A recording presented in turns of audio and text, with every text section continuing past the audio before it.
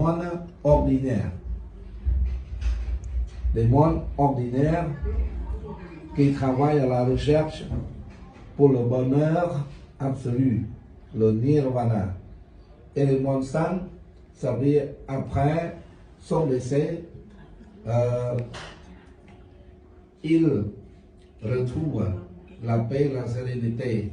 Ça veut dire bonheur absolu, le nirvana, la cessation de toutes sortes de souffrances. Il n'y a pas de samsara. Ça veut dire cycle de naissance et de mort. Il n'y a pas de naissance, il n'y a pas de vieillesse, il n'y a pas de maladie, il n'y a pas de la mort. Mais c'est l'état de nirvana. Il n'y a pas de réincarnation. Bon. Et deuxième partie de la cérémonie aujourd'hui, ce sont les 5 préceptes. Pour éviter l'hostilité, pour mener une vie juste, heureuse, dans le bonheur, il y a 5 préceptes qui doivent être observés. Comme le Bouddha dit, grâce aux 5 préceptes, vous obtiendrez le paradis. Paradis dans le bruit, ça veut dire dans le cœur. La paix dans le cœur. Le nirvana aussi, la paix. Mais c'est quelque chose de différent. Donc, grâce aux 5 préceptes, vous obtiendrez le paradis. Grâce aux 5 préceptes, vous obtiendrez la vigilance. Mais le vrai terme, ça veut dire la fortune. Grâce aux 5 préceptes, vous obtiendrez le nirvana. Bon, quels sont les 5 préceptes? Premier, ne pas tuer la vie. Regardez,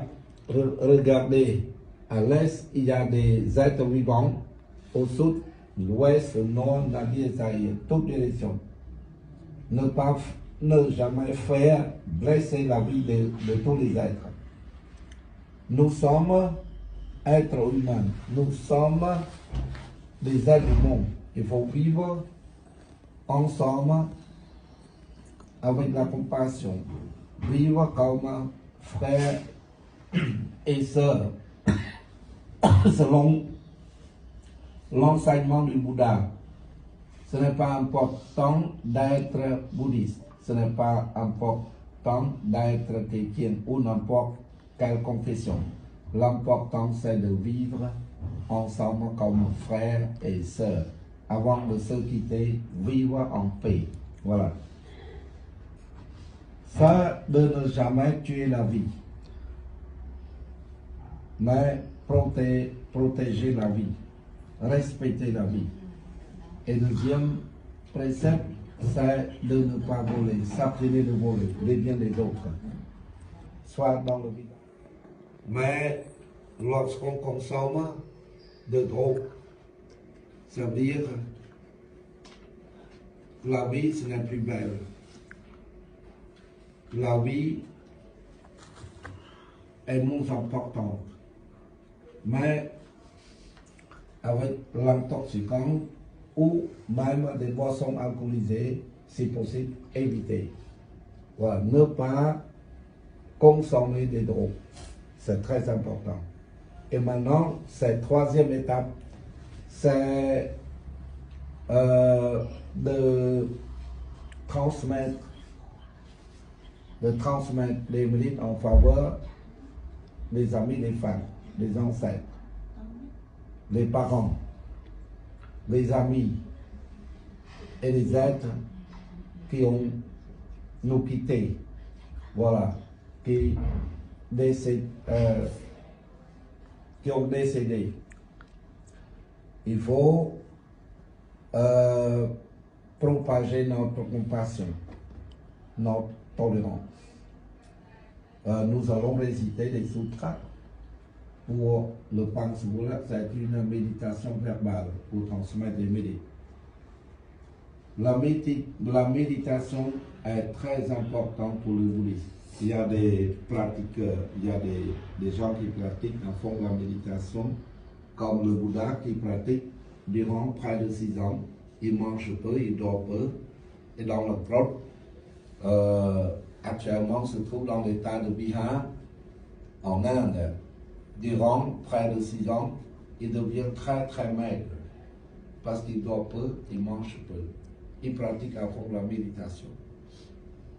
Et après l'éveil, il enseigne aux disciples que la méditation, c'est le chemin qui mène vers la lumière, la sagesse. Sans méditation, on ne peut rien faire pour obtenir le bonheur.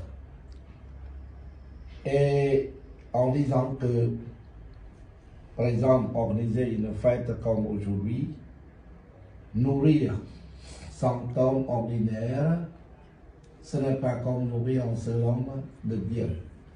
Nourrir 1000 hommes de bien, ce n'est pas comme nourrir un seul homme qui tient les 5 préceptes. Et nourrir 1 million d'hommes qui tiennent les 5 préceptes, ce n'est pas comme nourrir un seul homme qui est entré dans le courant. Et nourrir 1 milliard d'hommes qui se sont entrés dans le courant, ce n'est pas comme nourrir un seul homme qui pratique à fond la méditation. La méditation, c'est inspirer. La méditation, c'est expirer. Personnellement, je pratique peu. Mais il y a des dames, il y a des gens ici qui pratiquent la méditation. Voilà. C'est de rendre la paix dans le cœur. Et la méditation, c'est de faire débrasser la convoitise, la haine et l'ignorance. La méditation, c'est la lumière. C'est la lumière, parce que nous sommes dans l'obscurité. Dans l'obscurité, on a besoin de la lumière. Et dans ce monde que nous vivons, le Bouddha nous enseigne, l'enseignement du Bouddha, c'est comme la lumière pour éclairer le monde et de rendre la lumière, la paix. Bon, et maintenant nous allons réciter des sutres pour le Panskula. Tant Panskula et 5e, écouter et respecter les parents. Voilà, très important. Alors, il faut dire Sadhu, Sadhu, Sadhu. Que tous les êtres soient absents de l'hostilité, qu'ils soient en joie et en sûreté, que les êtres qui souffrent ne souffrent plus, que les êtres qui ont peur n'aient plus peur, que les êtres qui ont du chagrin n'en aient plus. Sadhu. Bà nói cho đặt chăn ở đây, nhôm cho bài không? Ở chăn đi lên đó. Ở đi khổ tôi nó có tu. Dạ.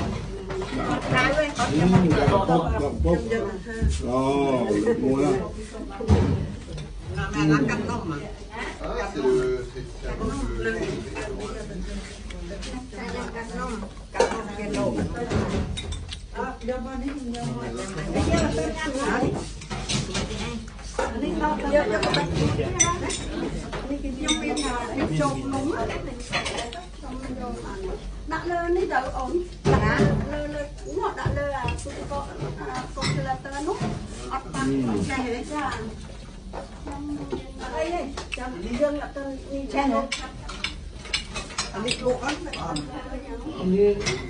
bộ kia đó Ọt bằng nếu chụp rồi lấy bao này còn phải đâu biết là phải nhau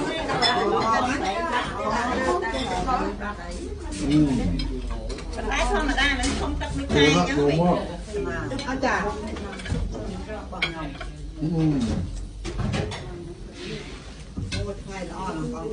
chào bạn ra ở đây mà hạ đột luôn mà nổi không phải nó là đang thầm đang lưu trẻ chén được mà cái chợ tiếp phần hạ đột chợ mà nó mù lũ cơ nhôm là mù lũ là giờ là ta vào ô còn trong môn là học tiền này còn ต้องเร็ว rồi เนาะ cái nước trà này còn nhung cái nào lại để hư tao môn nhung kia là nó thầm nhung cái nào mình mô tết tại nhung cái nào mô bay nè เออจะมาเขาเชื่อ nè เราเรา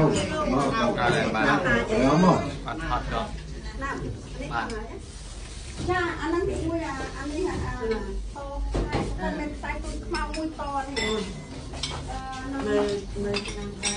nhưng mơ hay con ta này học cái này nó đặt đâm lúc nó đặt nó làm gì cha nhầm sạch con đặt đâm tay cái gì giờ thì tất cả cái này đi thấy cái này giờ cái này mà tiếp con hai trăm